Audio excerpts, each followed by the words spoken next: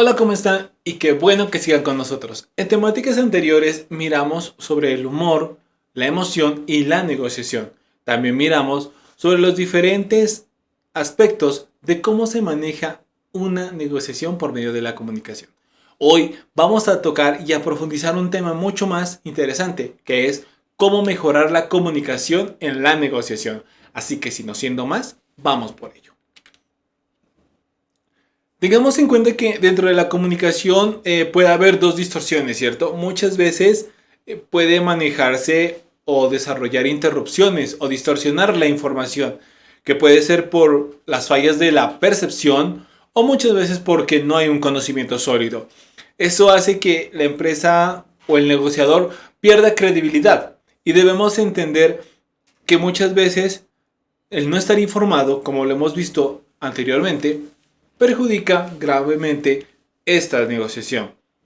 Pero hay tres fórmulas o tres técnicas que nos permitirá realmente desarrollar esa información para que esto mejore y podamos llegar a un mejor puerto. La técnica primera pues obviamente es formular preguntas, el escuchar e invertir funciones.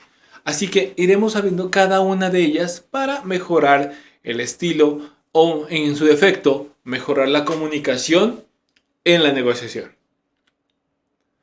Ahora vamos a lo que tiene que ver con formular preguntas. Bueno, básicamente se hace preguntas como elementos esenciales, ¿cierto?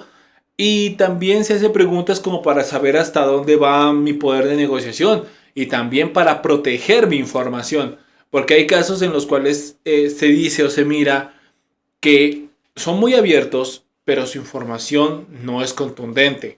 ¿Sí? Recordemos que la formulación de preguntas se hace para eso, para mejorar de la mejor manera y sobre todo para proteger la información. Miren que las buenas preguntas desarrollan o permiten que las negociaciones se lleven de la mejor manera.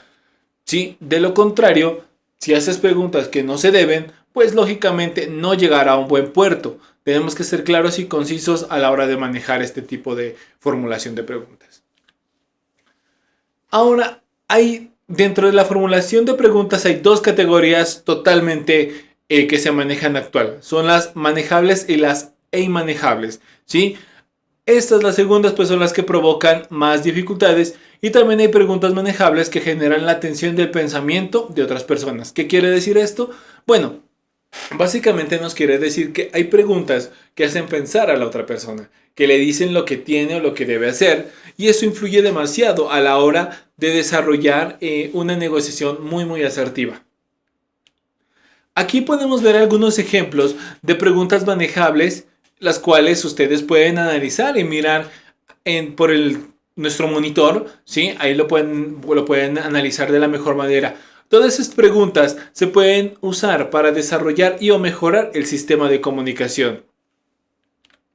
También en este ejemplo miramos las preguntas inmanejables, que del mismo modo pues se pueden manejar muy bien dependiendo del sistema de negociación. Recordemos que todo esto se maneja, depende del contexto de la negociación, ¿cierto?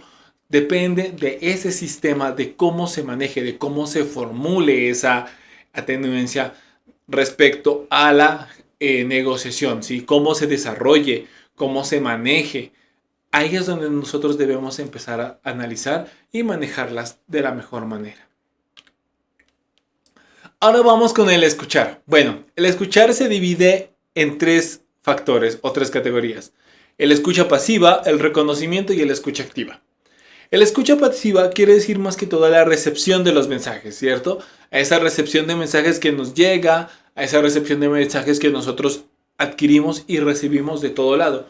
Porque obviamente la escucha pasiva no solo se lleva a cabo por el manejo del teléfono o de las redes sociales hoy por hoy, sino se maneja por diferentes medios, el voz a voz, se manejan por los medios de televisión, radio, ¿sí? Todavía existen esos medios de comunicación por los cuales se pueden transmitir esos mensajes. En segunda instancia pasamos a todo lo que tiene que ver con el reconocimiento, que es básicamente que la persona que recepciona pues analiza y reconoce esa información básicamente es esa persona.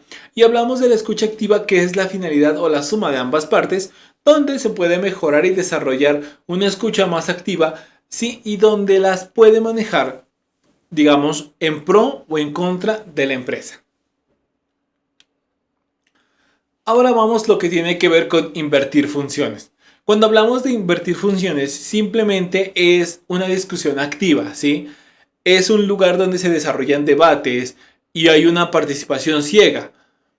Muchas veces ese tipo de técnica lo que hace es que evita las negociaciones, ¿sí? Y también evita que reconozcan la competitividad de la otra parte, haciendo que pierda credibilidad.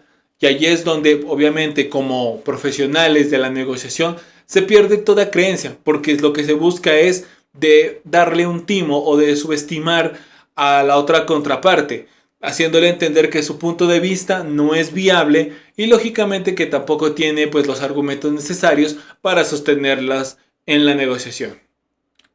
Bueno, espero que les haya gustado mucho este tema de cómo mejorar la organización en la comunicación, ¿sí? Entonces, tengamos en cuenta que dentro de la negociación debemos manejar una muy buena comunicación y también tengamos claro que existen, pues, ahora 3 técnicas, ¿sí? En las cuales ustedes la pueden manejar de la mejor manera. Y recuerden que esto tiene que ser práctico, ¿sí? Más que teórico. Siempre vamos a estar en un escenario de negociación. Así que pónganlo en práctica y así que no siendo más. Nos vemos en la próxima.